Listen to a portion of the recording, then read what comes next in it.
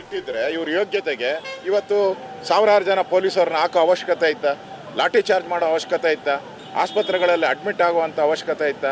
ಅಲ್ಲಿ ಜನ ಬೀದಿಗಿಳಿದು ಪ್ರತಿಭಟನೆ ಮಾಡಿ ಏನು ಇದು ಮಿನಿ ಪಾಕಿಸ್ತಾನ ಔಟಿದೆಯಾ ಅಂತ ಮಾಧ್ಯಮದ ಮುಂದೆ ಹೇಳೋ ಒಂದು ಪರಿಸ್ಥಿತಿ ಬರ್ತಾ ಇತ್ತಾ?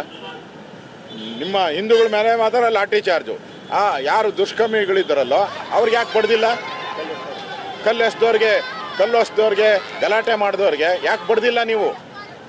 ಅವ್ರ ಮೇಲೆ ಯಾಕೆ ಕ್ರಮ ತೆಗೆದುಕೊಂಡಿಲ್ಲ? ಈ ಥರ ಗೂಂಡಾಗಳು ಮಸೀದಿಗಳಲ್ಲಿರ್ತಾರೆ ಅಂತ ಜ್ಞಾನ ಬೇಡವಾ ನಿಮಗೆ?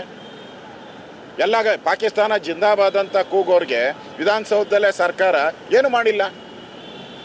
ಅದಾದಮೇಲೆ ಎಲ್ಲರಿಗೂ ಶುರುವಾಯಿತು, ವಿಧಾನಸೌಧದಲ್ಲೇ ಪಾಕಿಸ್ತಾನ ಕೂಗಿದ್ಮೇಲೆ ನಮ್ಮನ್ನೇನು ಮಾಡಲ್ಲ ಅಂಥೇಳಿ ಈ ಟಿಪ್ಪು ಗ್ಯಾಂಗ್ ಏನಿದೆ ಅವ್ರಿಗೆಲ್ಲ ಅನ್ಸೋಕ್ಕೆ ಶುರುವಾಯಿತು.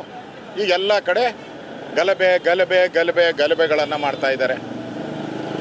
ಮಂಡ್ಯದಲ್ಲಿ, ಮೈಸೂರಲ್ಲಿ ಒಂದು ಸ್ಕೆಚ್ ಮಾಡ್ಕೊಂಬಿಟ್ಟಿದ್ದಾರೆ ಇವರು. ಏನಾದರೂ ಮಾಡಿ ಇಲ್ಲಿ ನಾವು ಹಿಂದೂಗಳಿಗೆ ಟಾರ್ಗೆಟ್ ಮಾಡಬೇಕು ಅಂತ ಮಾಡಿದ್ದಾರೆ. ಅದರಿಂದ ಇವತ್ತು ಡಿ ಕೆ ಶಿವಕುಮಾರ್ ಹೇಳಿರೋ ಹೇಳಿಕೆನೂ ಚಾಮುಂಡೇಶ್ವರಿ ಹಿಂದೂಗಳದಲ್ಲ ಅಂತ ಹೇಳಿದ್ರು. ಅವ್ರ ಮೆರವಣಿಗೆ ಮಾಡಿದ್ರೆ ಯಾರು ಏನು ಮಾಡಲ್ಲ, ಆದರೆ ಹಿಂದೂಗಳು ಮೆರವಣಿಗೆ ಮಾಡಿದ್ರೆ ಗಲಾಟೆಗಳಾಗುತ್ತೆ. ಯಾಕೆ ಅಂತ ಹೇಳಿದ್ರೆ ಇದು ಕಾಂಗ್ರೆಸ್ಸಿನ ಸರ್ಕಾರ ಇದೆ.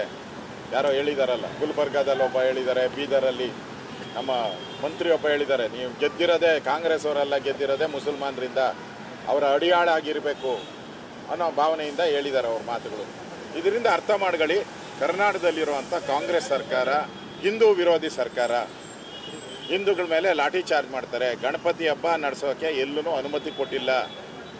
DJ ಹಾಕಬೇಡಿ, ಗಣಪತಿ ಕೂತಿಸೋಕೆ ಪರ್ಮಿಷನ್ನು, ಪ್ರಸಾದ ಕೊಡೋಕೆ ಪರ್ಮಿಷನ್ನು, ಬಿಡೋಕೆ ಪರ್ಮಿಷನ್ನು, ಎಲ್ಲದಕ್ಕೂ ಪರ್ಮಿಷನ್.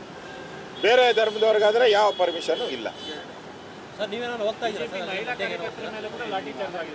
ನೋಡಿ, ಹೆಚ್ಚಾಗಿ ಇವತ್ತು ಆಗಿರೋವಂಥದ್ದು ಮಹಿಳಾ ಕಾರ್ಯಕರ್ತರ ಮೇಲೆ ಹೆಚ್ಚಾಗಿ ಇವತ್ತು ಮಹಿಳಾ ಕಾರ್ಯಕರ್ತರನ್ನೇ ಹಲ್ಲೆ ಮಾಡಿರ್ತಕ್ಕಂಥದ್ದು, ಹೊಡೆದಿರೋ ಅಂಥದ್ದು ಎಲ್ಲ ಮಹಿಳಾ ಕಾರ್ಯಕರ್ತರು, ಮಹಿಳೆಯರು ಎಲ್ಲ. ಯಾರು ಗಣಪತಿ ಹಬ್ಬವನ್ನು ಮಾಡ್ತಾಯಿದ್ರು ಆ ಮಹಿಳೆಯರಿಗೆ ಹೊಡೆದಿರೋದು.